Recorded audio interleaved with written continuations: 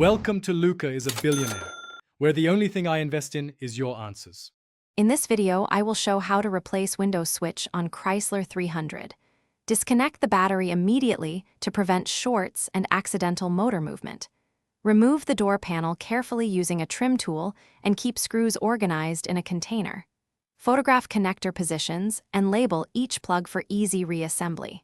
Swap the old switch with the new unit, bench test it. Then reinstall the panel and reconnect the battery to verify proper window operation. Gather the tools on a clean work surface and clear space around the car for easy access. Verify the replacement part matches the original connector and button layout before you begin. Use a trim tool to avoid damaging the panel clips and a magnetic tray to hold fasteners. Keep a camera or phone handy to take reference photos of connector positions during disassembly for smoother reassembly and fewer mistakes. If you're enjoying the guide, please subscribe and like to help us make more helpful videos. Quick recommendation: the Echo Dot smart speaker is a handy companion while you work, giving voice control and crisp audio so you can play instructions hands-free.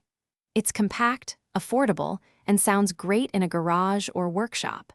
Check the description for the link and other deals, and now let's get back to the video.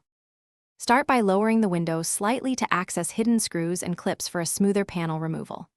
Work the trim tool around the panel edges, releasing clips methodically to prevent breakage. Once the panel is loose, support it while you disconnect the switch harness and any courtesy light connectors.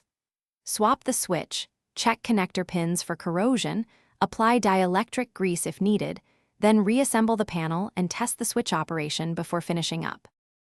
Thanks for watching and please subscribe. It's the best investment you'll ever make.